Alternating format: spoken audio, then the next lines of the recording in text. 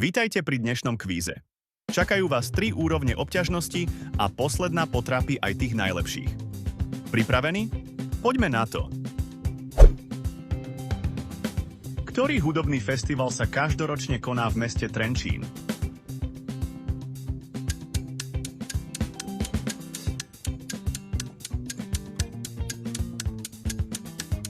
Správna odpoveď je Pohoda.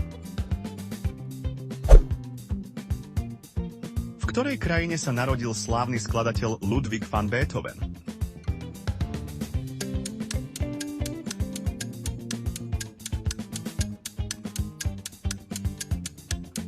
Áno, správne. Ludwig van Beethoven sa narodil v Nemecku. V ktorom roku štáty podpísali Schengenskú dohodu o voľnom pohybe osôb?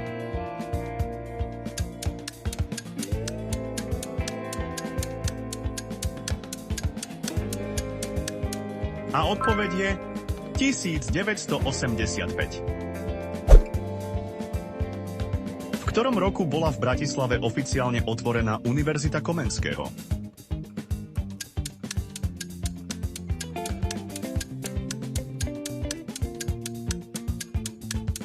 Dúfame, že ste to vedeli. Univerzita Komenského bola otvorená v roku 1919. Ktorý fyzik je autorom slávnej rovnice E rovná sa mc na druhú?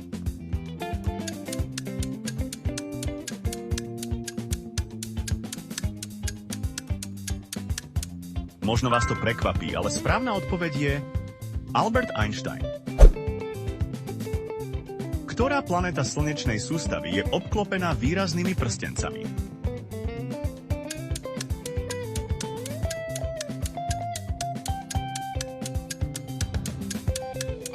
Vedeli ste to? Správna odpoveď je Saturn. Ktorá kávovinová značka používa ako svoje logo zelenú morskú pannu?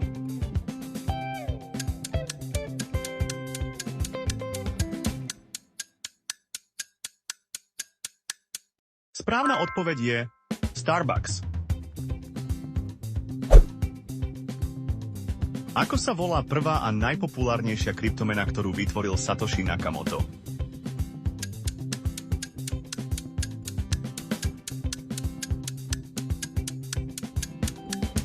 Áno, správne. Je to Bitcoin. Ako sa nazýva japonský štýl kreslených komiksov rozšírený po celom svete?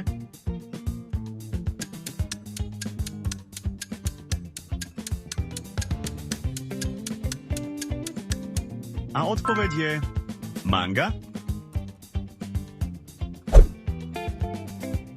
V ktorom animovanom rozprávkovom filme je hlavnou hrdinkou princezná Rapunzel?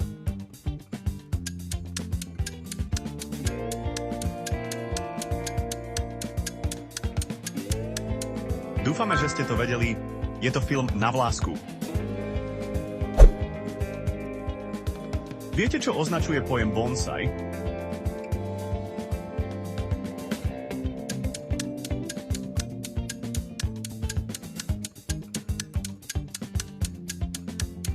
Možno vás to prekvapí, ale správna odpoveď je miniatúrny strom pestovaný v miske.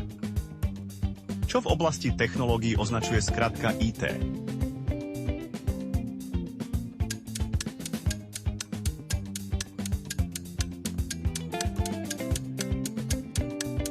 Vedeli ste to? Správna odpoveď je informačné technológie. Ktorý spisovateľ vymyslel a stvoril detektíva menom Hercule Poirot?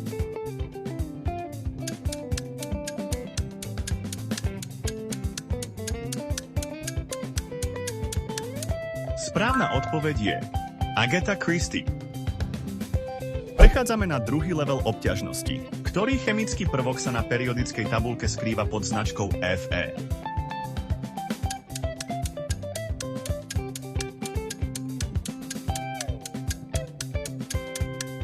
Áno, správne. Fe je železo. U ktorého zvieraťa je jazyk dlhší ako celé jeho telo?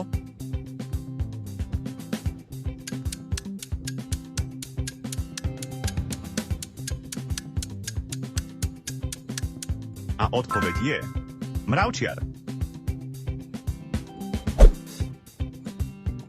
V ktorej európskej krajine vznikla tradičná studená polievka gazpacho?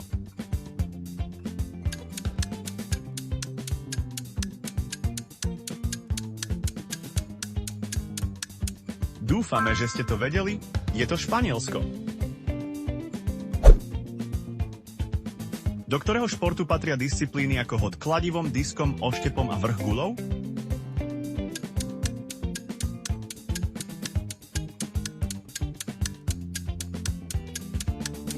Možno vás to prekvapí, ale správna odpoveď je atletika. Ktorá z ponúkaných možností predstavuje skutočné slovenské príslovie?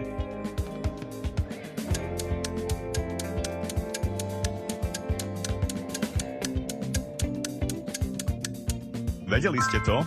Správna odpoveď je bez práce nie sú koláče. Ktoré z nasledujúcich zvierat patrí medzi vačkovce?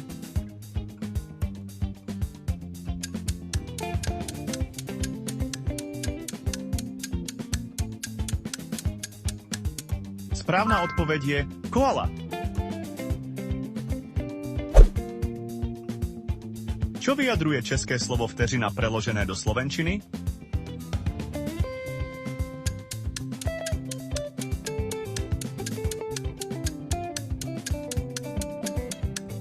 Áno, správne. Vteřina znamená sekunda. Aký je správny slovenský preklad českého slova lednice?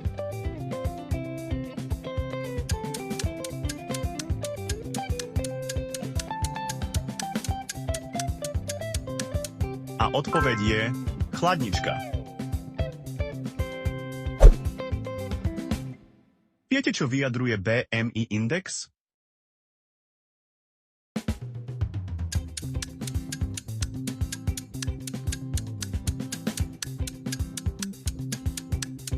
Dúfame, že ste to vedeli.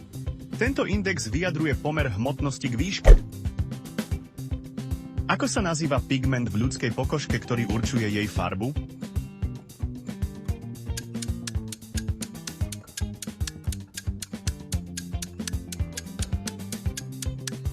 Možno vás to prekvapí, ale správna odpoveď je melanín. Pod akým názvom poznáme chemickú látku s týmto vzorcom?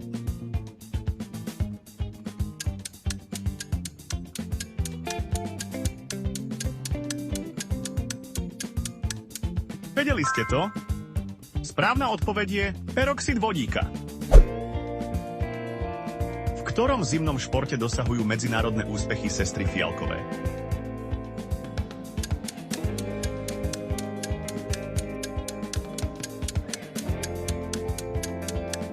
Správna odpoveď je biatlon.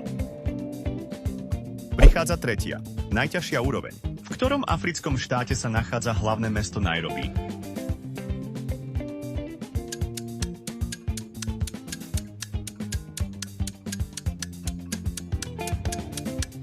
Áno, správne. Nairobi je hlavné mesto Kene. Z ktorej krajiny pochádza slávny plesnivý syr Roquefort?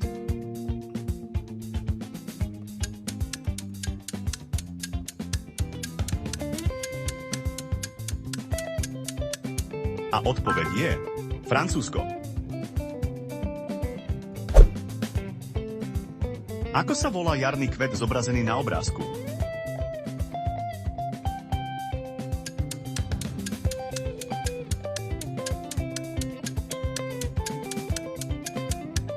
Dúfame, že ste to vedeli. Je to magnólia. Ktorý jarný kvet je zachytený na priloženom obrázku?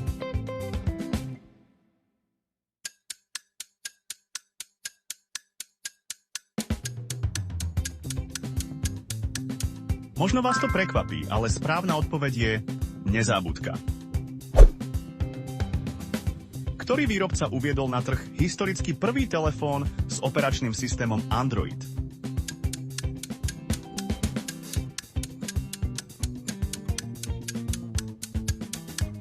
Vedeli ste to?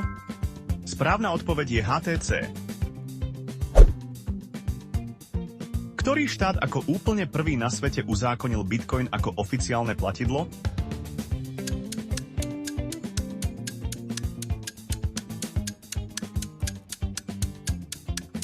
Správna odpoveď je Salvador. Ktorej krajine bol medzinárodne zakázaný štart pod vlastnou národnou vlajkou?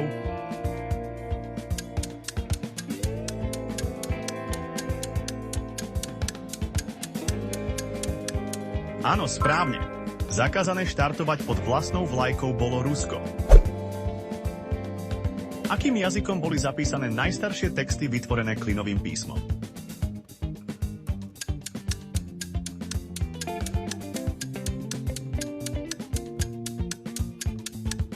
A odpoveď je sumerským. Koľko kilometrov tvorí vzdialenosť jednej míle?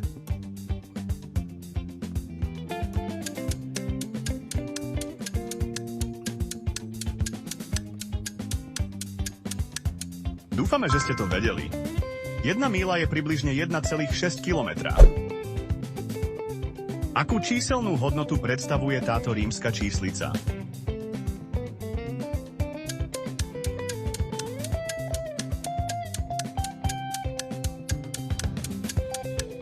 Možno vás to prekvapí, ale správna odpoveď je 24. A sme na konci kvízu.